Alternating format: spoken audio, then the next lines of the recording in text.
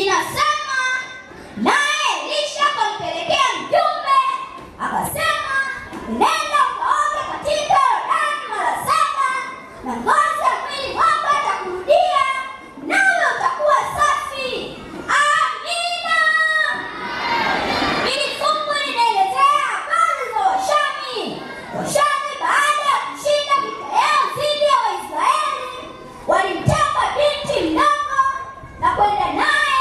Binti huyo alienda kufanywa kuwa mtumwa katika nyumba ya Naamani ambaye alikuwa ni kamanda jemadari mkuu. Naamani pamoja na uhodari wake wa vita, Naamani alikuwa na ukoma. Siku moja yule binti akamwambia mke wa Naamani kuhusu habari za Elisha ambaye angeweza kumponya ugonjwa ule. Naamani alipofikishiwa taarifa, akaenda akafunga safari kwenda kwa mtumishi wa Mungu Elisha.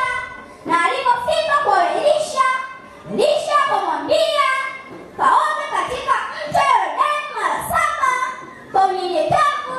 Jemedari huyu akafanya hivyo, na ukoma wake ukatakasika na ngozi ya mwili wake ikawa vizuri. Niwaomba wavumbuzi wenzangu, tunatakiwa kumtumikia Mungu kwa uaminifu, tena kwa utii, maana Bwana yuko pamoja na sisi.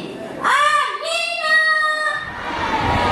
Lakini nilipokuwa nikiendelea kujifunza Biblia, nilikutana na habari za Samueli aliyekuwa mtoto wa Hana.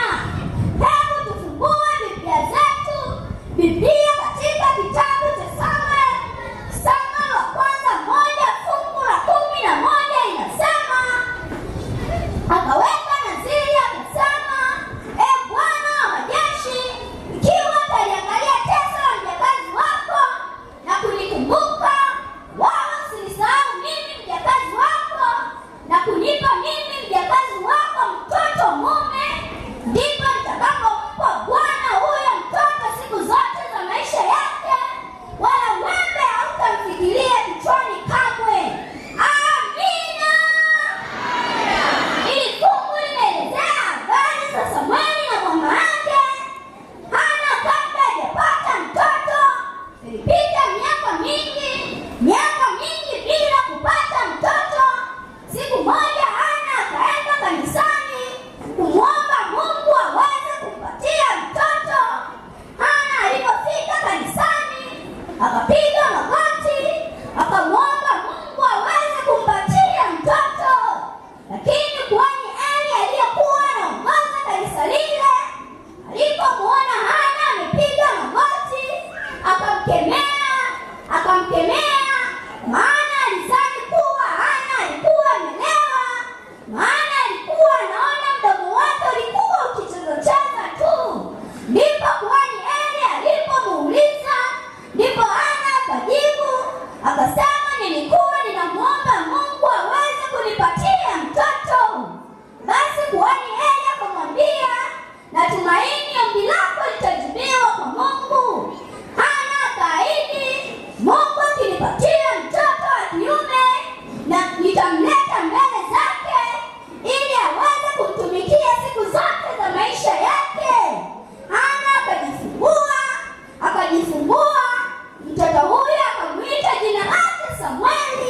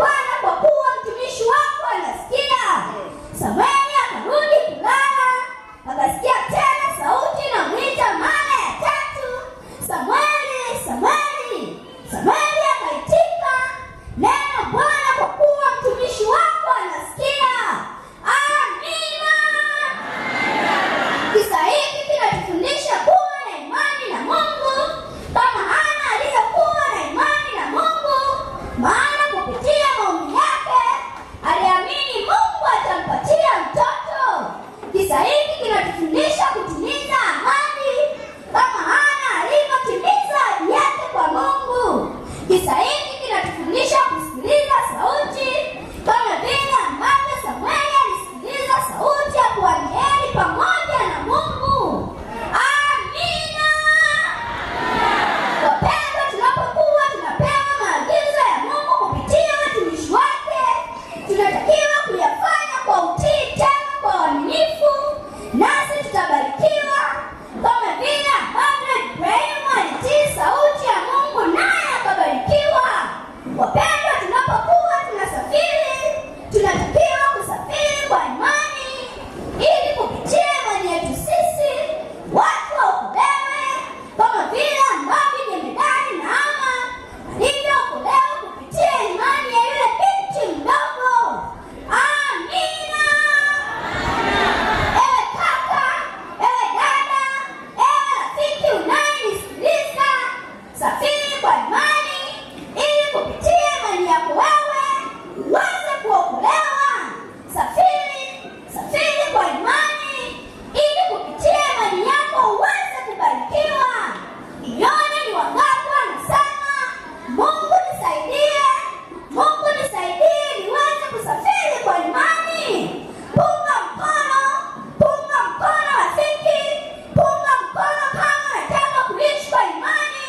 Punga mkono, tusimame kama unataka kusafiri kwa imani. Tusimame, muombe mchungaji au mzee wa kanisa mmoja kutoka kanisa hili uje wabariki watu wa Mungu. Watu wa Mungu wamejitoa ili waweze kusafiri kwa imani. Amina. Mungu atubariki.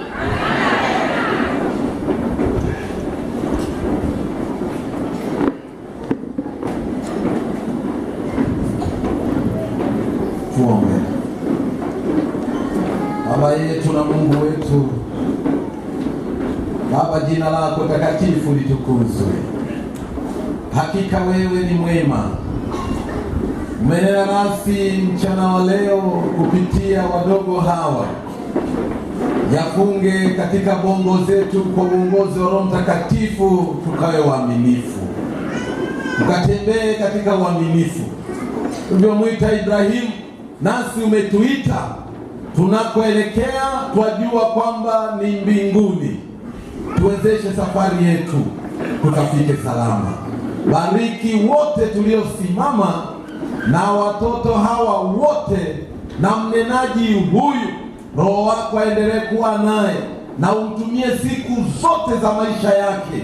Umwite kuwa mtumishi wako, ukambarikie na kumwinua viwango vya juu. Naamini utatenda na wengineo wote katika jina la Yesu. Amina.